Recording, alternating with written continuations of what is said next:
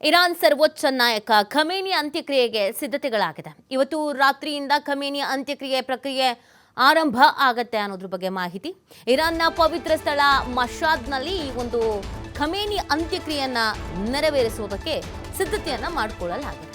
ಮಧ್ಯರಾತ್ರಿ 12 ಗಂಟೆಗೆ ನೆರವೇರಲಿದೆ ಖಮೇನಿ ಅಂತ್ಯಕ್ರಿಯೆ. ಹತ್ಯೆಯಾಗಿ 3 ದಿನಗಳ ಬಳಿಕ ಖಮೇನಿ ಅಂತ್ಯಕ್ರಿಯೆಗೆ ಸಿದ್ಧತೆಗಳು ಆಗಿರುವಂಥದ್ದು. ಖಮೇನಿ ಹುಟ್ಟೂರು ಮಶಾದ್ ನಗರದಲ್ಲಿ ಅಂತ್ಯಕ್ರಿಯೆ ಮಾಡುವುದಕ್ಕೆ ಕುಟುಂಬಸ್ಥರು ನಿರ್ಧರಿಸಿದ್ದಾರೆ. ಇರಾನ್ 2ನೇ ದೊಡ್ಡ ನಗರ ಮಶಾದ್ ನಿವಾಸಿಯಾಗಿದ್ದ ಖಮೇನಿ ತಂದೆ ಇಮಾಮ್ ರೆಜಾ ಸಮಾಧಿಯ ಪಕ್ಕದಲ್ಲೇ ಖಮೇನಿ ಸಮಾಧಿಯು ಕೂಡ ನೋಡಿ 3 ದಿನ ಆಗಿತ್ತು.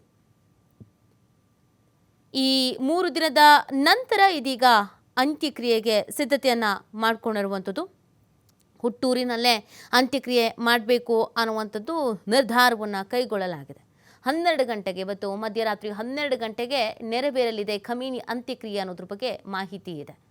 ಇರಾನ್ನ ಸರ್ವೋಚ್ಚ ನಾಯಕ ಖಮೇನಿಯನ್ನು ಹೊಡೆಯಲೇಬೇಕು ಅಂತ 1 ವರ್ಷಗಳ ತಯಾರಿಯನ್ನು ಮಾಡಿಕೊಂಡಿದ್ದು ಇಸ್ರೇಲ್. ಖಮೇನಿಯನ್ನು ಮುಗಿಸಿದ್ರೆ ಇರಾನ್ನನ್ನು ನಾವು ಮುಗಿಸ್ದಂಗೆ ಅನ್ನೋ ಲೆಕ್ಕಾಚಾರದಲ್ಲಿ ಇದ್ರು. ಆದರೆ ಯಾವಾಗ ಖಮೇನಿಯ ಹತ್ಯೆ ಆಯಿತೋ ಆಗ ನೋಡಿ ಇಸ್ರೇಲ್ನ ವಿರುದ್ಧ ಇರಾನ್ ತಿರುಗಿ ಬಿದ್ದಿರೋದು. ಆ ಕಾರಣಕ್ಕಾಗಿ ನಿರಂತರವಾದಂಥ ಅಟ್ಯಾಕ್ಸ್, ಇದು ಪ್ರತಿಕಾರವನ್ನು ತೀರಿಸ್ಕೊಳ್ತಾ ಇರೋದು ಅಂತ ಹೇಳಲಾಗ್ತಾ ಇದೆ. ಪ್ರತಿಕಾರವನ್ನು ತೀರಿಸ್ಕೊಳ್ತೀವಿ ಅಂತ ಈ ಅಟ್ಯಾಕ್ಸ್ಗಳಾಗ್ತಾ ಇರೋದು. ಇದರ ನಡುವೆ 3 ದಿನಗಳಾಗಿತ್ತು. ಖಮೇನಿಗ ಹತ್ಯೆ ಆಗಿ ಶನಿವಾರ ಹತ್ಯೆ ಮಾಡಿದ್ದೀವಿ ಅನ್ನೋದನ್ನು ಹೇಳಿದ್ದು. ಇವತ್ತು ಅಂತ್ಯಕ್ರಿಯೆ ನೆರವೇರಿಸೋದಕ್ಕೆ ಪ್ಲಾನ್ ಮಾಡಿಕೊಳ್ಳಲಾಗಿದೆ. ಅದು ಕೂಡ ಮಧ್ಯರಾತ್ರಿ 12 ಗಂಟೆಗೆ.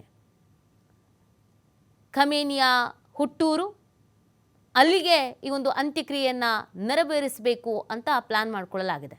ಇದನ್ನು ಇರಾನ್ನ ಪವಿತ್ರ ಸ್ಥಳ ಅಂತ ಕೂಡ ಕರೀತಾರೆ ಮಶಾದ್. ಇದು ಇರಾನ್ನ ಅತಿದೊಡ್ಡ ನಗರಗಳಲ್ಲಿ ಇದು ಕೂಡ ಒಂದು. ಇಲ್ಲೇ ಖಮೇನಿಯ ಅಂತ್ಯಕ್ರಿಯೆಯನ್ನು ನೆರವೇರಿಸಬೇಕು ಅಂತ ಹತ್ಯೆಯಾಗಿ 3 ದಿನಗಳ ಬಳಿಕ ಖಮೇನಿ ಅಂತ್ಯಕ್ರಿಯೆ. ಖಮೇನಿ ಹುಟ್ಟೂರು ಮಶಾದ್ ನಗರದಲ್ಲಿ. ಇರಾನ್ನ ಇದು 2ನೇ ದೊಡ್ಡ ನಗರ ಅಂತ ಕೂಡ ಕರೆಸಿಕೊಳ್ಳುತ್ತೆ. ಮತ್ತು ಖಮೇನಿ ಇದ್ದಿದ್ದು ಇದೇ ಪ್ರದೇಶದಲ್ಲಿ, ಇಲ್ಲಿಯ ನಿವಾಸಿಗೆ.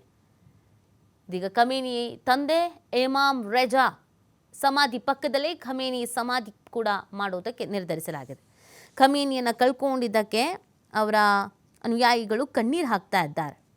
ನಮ್ಮ ಕರ್ನಾಟಕದಲ್ಲೂ ಕೂಡ ಕೆಲವರು ಕಣ್ಣೀರು ಹಾಕಿದ್ದನ್ನು ನಾವು ನೋಡ್ತಾ ಇದ್ವಿ. ಇನ್ನು ಖಮೇನಿ ಹತ್ಯೆಯನ್ನು ಯಾಕೆ ಖಂಡಿಸ್ತಾ ಇಲ್ಲ ಭಾರತ ಅಂತ ಕಾಂಗ್ರೆಸ್ನವ್ರು ಕೇಳ್ತಾ ಇದ್ದಾರೆ. ಯಾಕೆ ಮೌನ ವಹಿಸಿರೋದು ಅಂತ ಕೇಳ್ತಾ ಇದ್ದಾರೆ. ಒಟ್ಟಿನಲ್ಲಿ ಖಮೇನಿಯ ನಾಯಕತ್ವ, ಆಡಳಿತ, ಈ ವಿಚಾರದಲ್ಲಿ ಒಂದಷ್ಟು ಅಭಿಮಾನಿಗಳು